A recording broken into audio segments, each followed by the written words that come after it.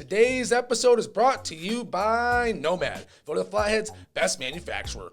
Nomad is a longtime supporter of the local community and sports scene, celebrating 20 years of building great careers in mission-focused custom vehicles. Nomad, a Montana-based company making a global impact. Visit nomadgcs.com for more info. That's nomadgcs.com for more information. Welcome back to another episode of the Interlake Sports Now. I'm Josh Dugan, and thank you, as always, for taking the time to check out the show. We'll start out this week with a pair of sports briefs from last week, and then we'll jump into some all-state softball accolades and round this thing out with a recap and some video from the Glacier Range Riders' first homestand of the season, including a post-game interview with the Range Riders outfielder Cruz Taylor, who drove in the winning run for the Range Riders in their home opener last Tuesday night at Glacier Bank Ballpark.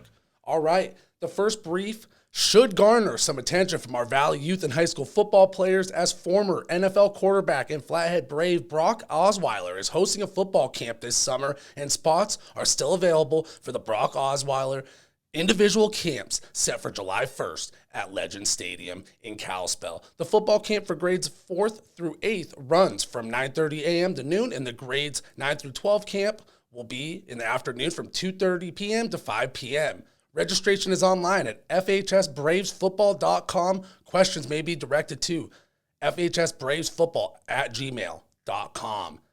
Great opportunity here in the Valley to pick up some football knowledge from somebody who has had success at the highest level of his respective sport. And to make it that much cooler, he's an alumni of the school. He'll be hosting the event at Legend Stadium down the street from Flathead. You get the gist of it, but great opportunity.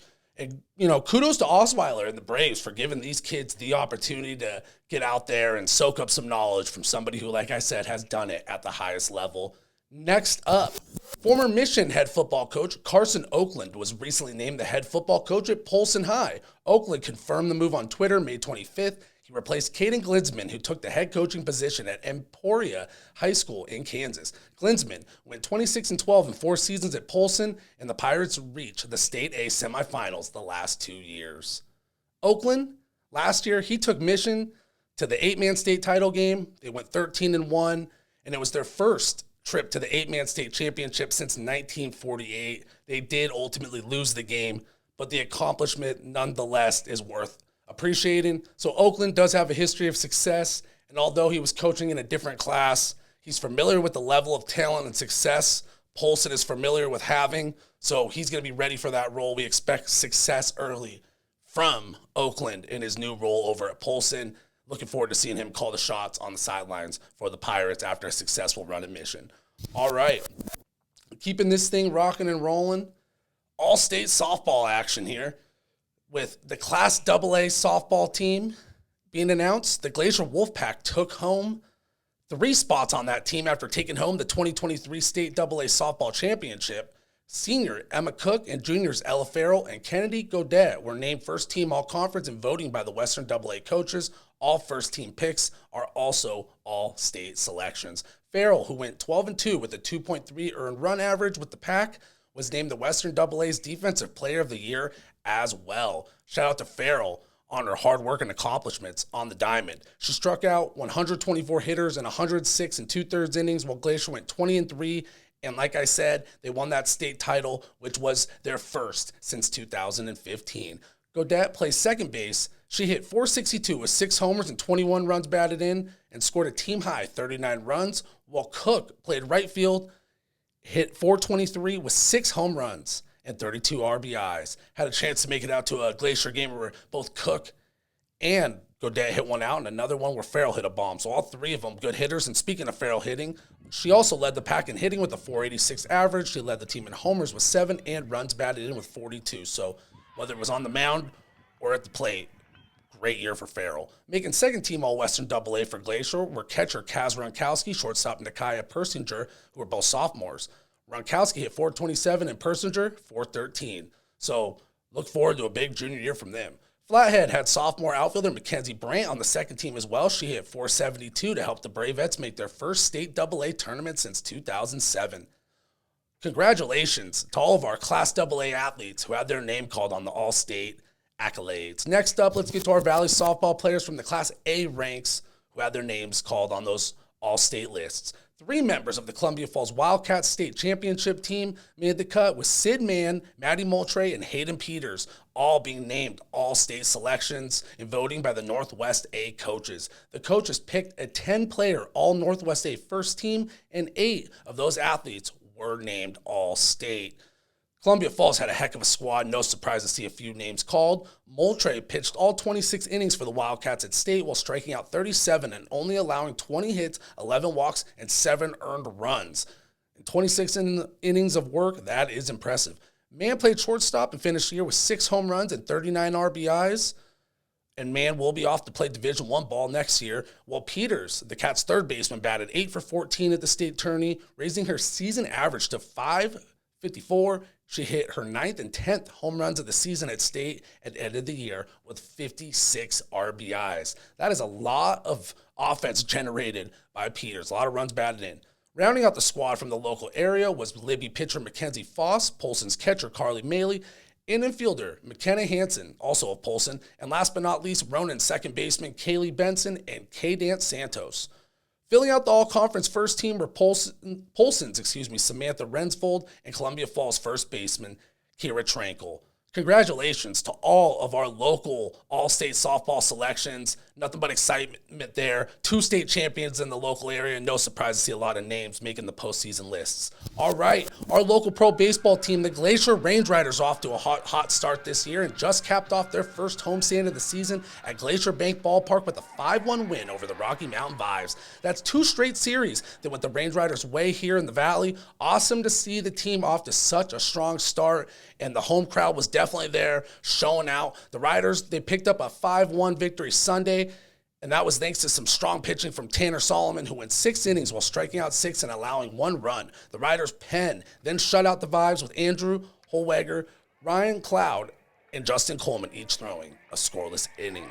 Lights out performance from the Riders' pen. The Vibes jumped out to a 1-0 lead in that one. In the top of the first, Carson Maxwell hit a home run to left center, but the Range Riders responded in the bottom half of the inning with a run of their own when Gabe Howell came around to score on a Jackson Raper single. The Riders would get back at it again pretty quick here as they tacked on another run in the second after Mason Dennison singled. They came around to score on an air. All of a sudden, Range Riders, they take the lead. They got a little momentum. It's a day game. The home crowd's getting into it. And in the third inning, the Range Riders, they got a power surge when Eddie McCabe launched a 2-run homer to left field, making things 4-1, hit a moonshot. And then Dennison did the rest of the damage at the plate for the Riders when he blasted a solo homer in the 4th inning that traveled 421 feet, according to the Range Riders Twitter. I was at that game, and that one was a blast to dead center. Unfortunately, did not get any video for that one. From there, Solomon and the Riders' pen were lights out, allowing only 2 hits over the final 5 innings. It's a tough thing to do, to pitch in the Pioneer League. So many great hitters, and it's impressive when you come in and limit a team to 1 run in the fashion that they did. Great performance from the Riders on the mound. Before we look ahead to the Range Riders' upcoming schedule, let's rewind it to last Tuesday night where the hometown team won their home opener versus the Billings Mustang in storybook fashion. Another game I was at, and this was an epic one. Let's recap it real quick. The Range Riders faced an 8-0 deficit early, and things looked bleak as the Riders were down 12-3 entering the bottom of the 6th when Benjamin Fitzgerald belted a solo home run to start the Range Rider rally. They followed that up with 4 runs in the 7th and 4 more in the 8th to make things 12-12 entering the top of the 9th, and Glacier relief pitcher John Natale used a strikeout and a pitcher's best friend, the double play, to keep things tied at 12 apiece heading into the bottom of the 9th. The Riders would come to the plate with an opportunity to walk it off in front of the home crowd. Bottom of the 9th, tie game, and guess what you know? They put together a base hit, a Mustang's air, and used an intentional walk to load the bases for the Riders, and Cruz Taylor stepped to the plate with 1 out and an opportunity to walk it off in front of the home crowd in the opener here in the Valley, and Cruz Taylor did just that. On a broken bat, infield single, Taylor drove in the winning run to send the home crowd into a frenzy, and the celebration was on from Taylor and his Range Riders teammates.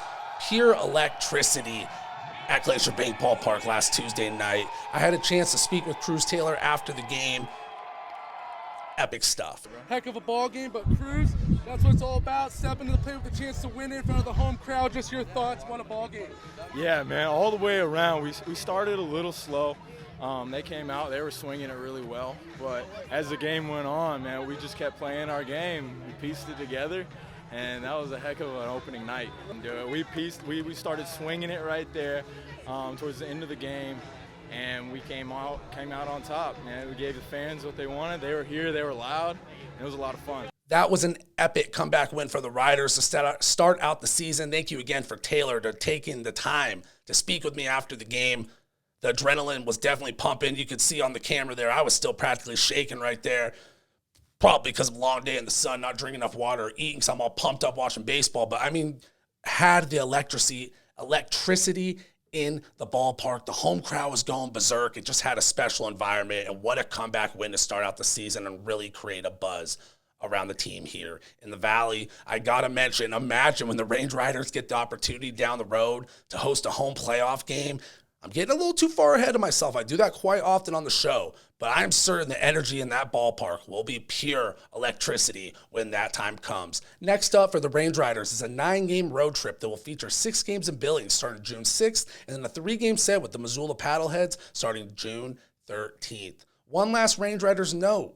I saw the team is doing a post-game fireworks show July 1st to celebrate the 4th of July, since they'll be on the road on the actual date. Just throwing it out there a few weeks in advance. So all you baseball fans or somebody who just wants to see some fireworks, that should be a great night of fun in the Valley and a great night to go watch some pro baseball. So you won't want to miss that one if you're a Range Riders fan. Gotta love that opportunity. So that being said, it was a very quick show this week, and that is going to do it for this week's Interlake Sports Now. On next week's show, we'll check back in on how the Range Riders fared on their road trip, take a glance at the NCAA Track and Field Championships in Austin, Texas to see how former Flathead Brave Ben Perrin did while competing for the Bobcats.